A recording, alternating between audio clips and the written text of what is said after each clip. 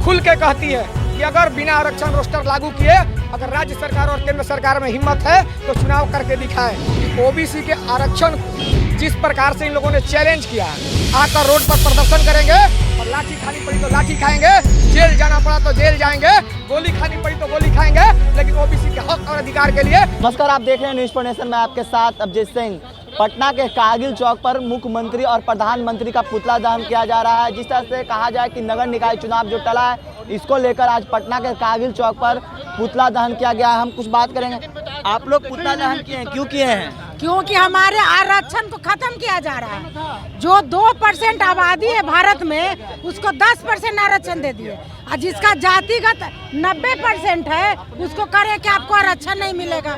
चुनाव के घोषणा कर दिए, चुनाव का चिन्ह आवंटित कर दिया, उसके बाद आप रोक लगाते हैं। वो भी दुर्गा पूजा के छुट्टी में कोर्ट खोल के निर्देश देना, ये सब राजनीति किया जा रहा है। किसके द्वारा राजनीति किया जा रहा है? बीजेपी या सरकार तो महागठबंधन की? जो भी हो, नेता जो भी है वो ओबीसी का विरुद्ध राजनीति कर रहा है। इसमें जो भी 2% वाले हैं ना, टिकधारी, वही लोग ये सब करवा रहे हैं। मतलब टिकधारी जो 2% वाले हैं वही करवा रहे हैं? हाँ, वही लोग करवा रहे हैं। तो जैसे बीजेपी वाले वही बोल रहे हैं कि हम लोग आरक्षण के साथ हैं और महागठबंधन भी साथ में है, तो ये कहाँ आरक्षण आ रही है? तो फिर जब सब लोग साथ में है तो रोक कैसे लग रहा है, ये बताइए। जब सरकार साथ में है तो फिर बंद के दिन कोर्ट खोल के कैसे कोर्ट चलाया जा रहा है? अभी जानते हैं कितना केस लंबित है, उसको क्यों नहीं निपटारा कर रहा है कोर्ट?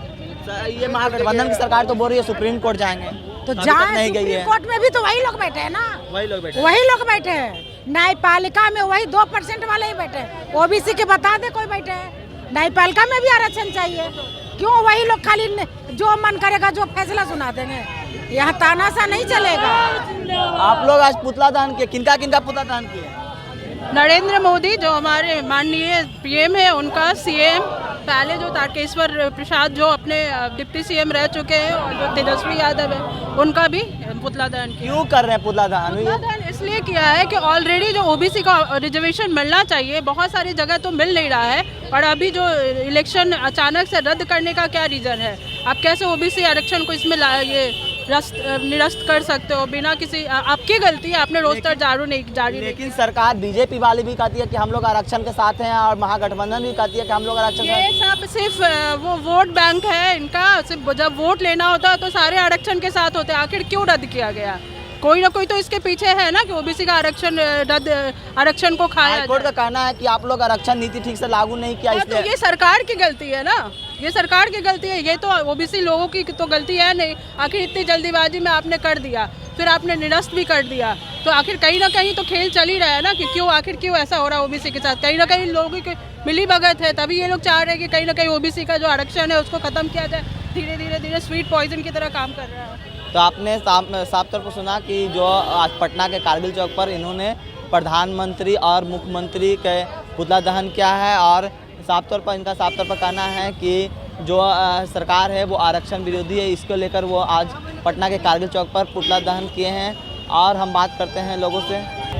आप लोग आज कारगिल चौक पर पुतला दहन किए, क्यों पुतला दहन किए हैं? देखिए, पुतला दहन का और विरोध मार्च का मुख्य उद्देश्य यही था कि जिस प्रकार से आप देखे होंगे कि ओबीसी के आरक्षण को जिस प्रकार से इन लोगों ने चैलेंज किया है, समाप्त करने का प्रयास किया है, तो ओबीसी संघर्ष सेना खुल के कहती है कि अगर बिना आरक्षण रोस्टर लागू किए अगर राज्य सरकार और केंद्र सरकार में हिम्मत है तो चुनाव करके दिखाए। अगर चुनाव बिना आरक्षण के कराने का प्रयास होता है तो ओबीसी संघर्ष सेना का एक साथी, देखिए ये तोता और मैना का खेल चल रहा है।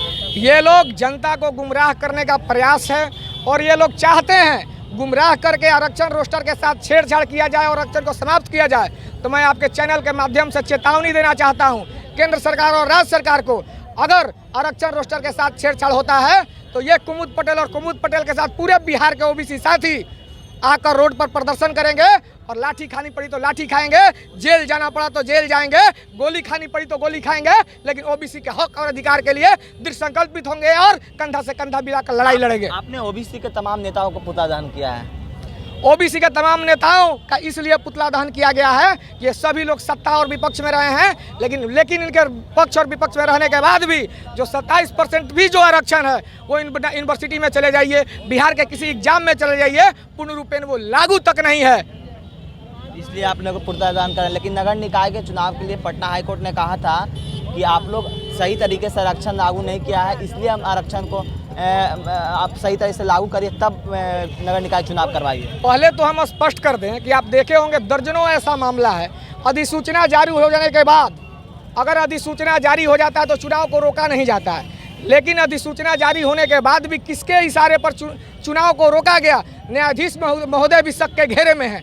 और आर्टिकल 124(4) कहता है कि अगर ऐसा गलती कोई करता है तो सांसद महोदय लोग मिलकर संसद में ऐसा महाभियोग लाए न्यायाधीश के विरुद्ध में भी कि आखिर अगर जो ये नियम और कानून है, नियम कानून को ताक पर रखकर आपने किसके इशारे पर रोक लगाया?